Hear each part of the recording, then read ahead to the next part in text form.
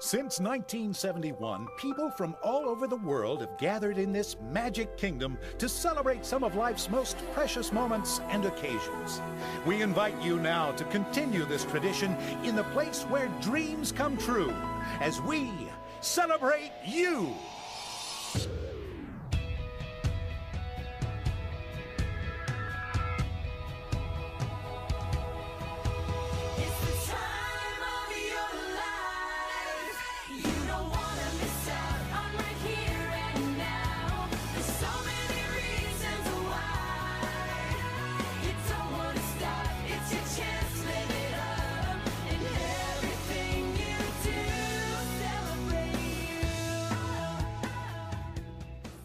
Hi everyone! In my last video I said this video is going to be about the bus system, and that is exactly what this one is going to be about. The bus system that the college programmers have is not the same as the regular buses for the guests and you know, the people that are staying at the resorts and things like that. The bus system as a resort guest is pretty much on time. Where it's supposed to be, when it's supposed to be there. They have a great show. They have very personable people that are driving the buses, and they're fantastic. Those are the Walt Disney buses.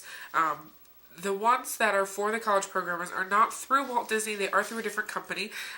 Currently, it is TransStar. It may change. Last year, it changed halfway through. Well, yeah, like halfway through my program. We had one bus company at the beginning, which was terrible. And they switched to TransStar, which was still bad. So, you know, it's not a great system, but I feel like it will get better. They just are really working on it. I feel like it's more the drivers than it is the actual company. You get a little bag of check-in that has some stuff in it for your first few days, just to help you get through it, because I know you're going grocery shopping and things like that. So they give you just a little stuff that's like laundry detergent, things like that. But you will also get a transportation schedule. Now this is mine from the last program, so I don't know if it'll be the same. The buses go A through K unless they changed it, but I'm going off of last year's, A through K.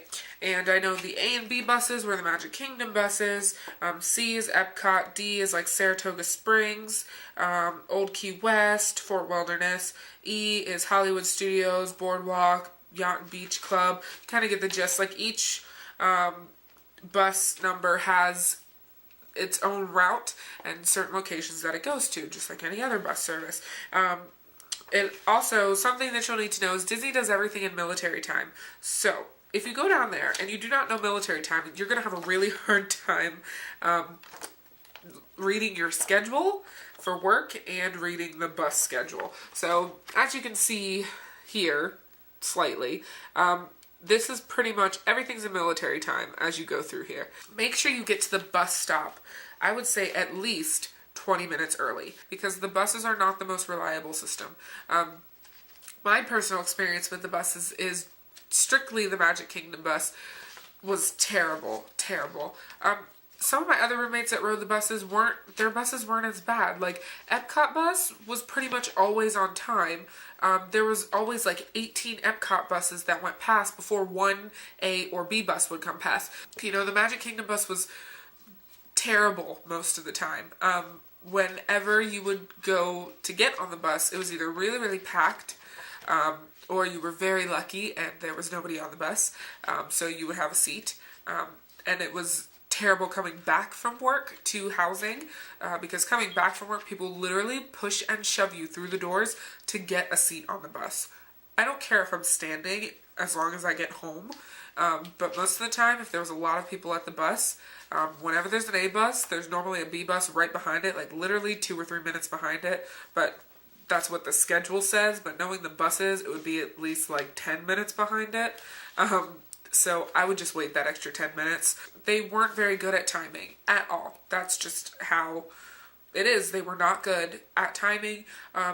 They didn't really show up when they were supposed to, and if they did show up on time, it was just like a complete shock. You have to learn how to work around the bus schedule. So I almost had to, I'd procrastinate like crazy. So I'm already bad at timing, and just my time management skills are terrible. So I would have to write my schedule. I would write that it was an hour before, regardless of what the time said. So even if it said I had to work at 14:45, I would just write that I worked at 1300. And I would not check the hub unless I was afraid they were going to change my schedule. So most of the time I would just show up a little bit earlier. And even if I was there a lot earlier, you know, I would just chill in my break room with a few friends and stuff like that. Because once you actually get there, you know, sometimes I'd stop at costuming and I just change costumes real quick. Sometimes I'd be like, oh, okay, I'm just gonna run over to, you know, Company D, check a few things out, or things like that. And I'd just stay backstage and I'd get something to eat or something like that, just to try to make sure I was on time.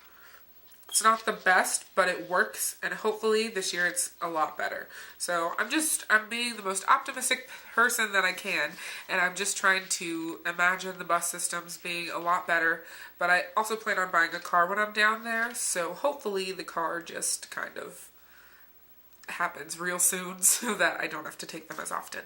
But yeah, I think that's about it for this video. Like I said before, you know, you'll get your transportation schedule once you get down there, and you'll be able to see for yourself what the buses are actually like, but that's just my opinions on it. So if you have any questions for me, let me know in the comments down below, and don't forget to subscribe for more videos, and I'll talk to you all later, okay? Bye!